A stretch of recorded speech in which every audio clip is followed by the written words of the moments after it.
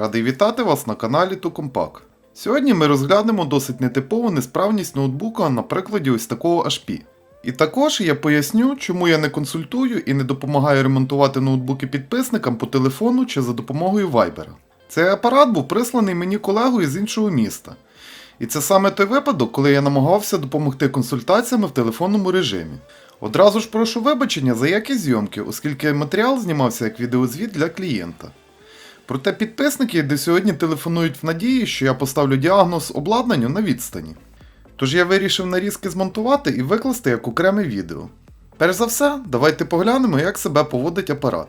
Подаємо живлення і запускаємось. Апарат зависає на логотипі. Та проблема не в цьому. Така поведінка виникає внаслідок знятої периферії. Для того, щоб попасти в BIOS, перезавантажуємо плату комбінацію Ctrl-Del і далі по натиску F10 ми можемо потрапити в налаштування BIOS. В BIOS апарат поводить себе нормально, не зависає і може в такому режимі залишатися дуже довгий час.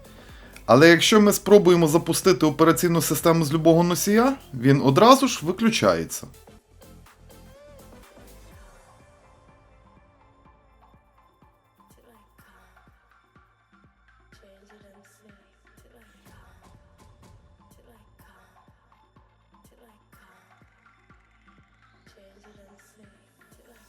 Споживання в 13 мА нам явно про це говорить.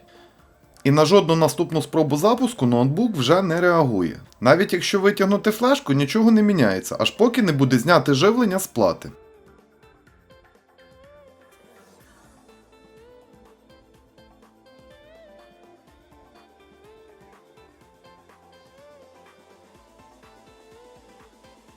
Виключаємо і включаємо вихід лабораторного блока живлення, і ноутбук знову запускається.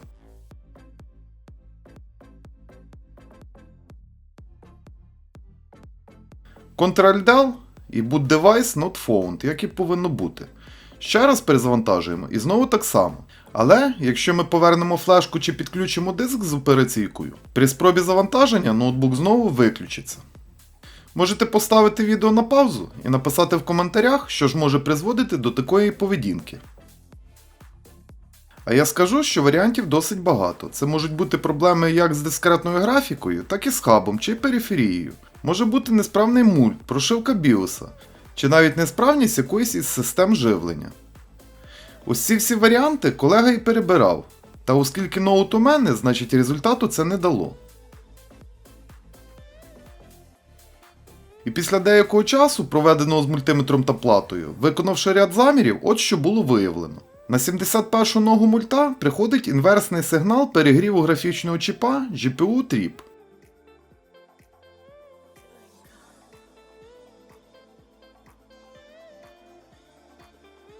В нормальному стані він підтягнутий до 3-вольтової лінії 10-кОмним резистором R1118. І на нозі мульта має бути логічна одиниця. Давайте глянемо, що у нас на платі.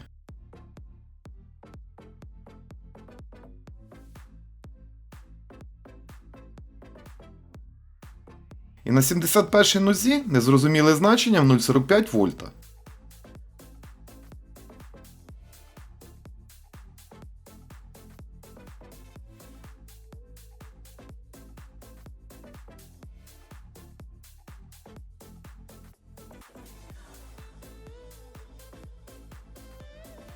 Якщо відслідкувати по схемі далі цей сигнал, видно, що він комутується транзистором M22. І тут все просто. Якщо на другій нозі високий рівень, транзистор відкритий і мульт утримує логічний 0. Якщо низький, транзистор закритий і нога мульта підтягнута до плюса, логічна одиниця. Далі виконуємо замір опору на транзисторі M22. І на його переході 66 Ом. Судячи з усього, він пробитий. Давайте його замінимо.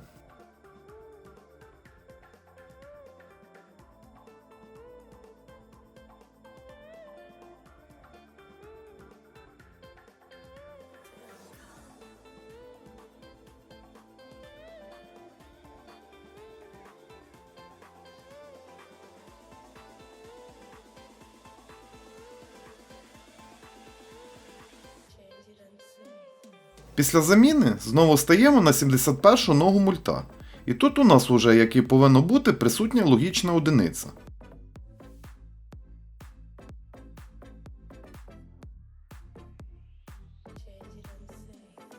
Включаємо плату, знову Ctrl-Del і вуаля, ноутбук починає завантаження з флешки. Здавалося б, все просто. Поміняли один транзистор і проблему вирішено.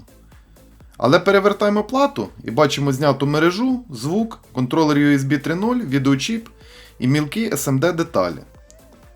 А також риболений хаб. Ось таким чином колега шукав несправність, а я у цьому допомагав йому по телефону, допоки ноут не потрапив до мене на стіл. І дана ситуація виходить як в анекдоті. Несправність у копійчаній деталі, а часу на спілкування, а потім на приведення цього до ладу було витрачено досить багато. Ну а на цьому все. Дякую за перегляд. Оцінюйте та коментуйте відео. А я прощаюся з вами до наступних зустрічей. Бережіть себе і будьте здорові!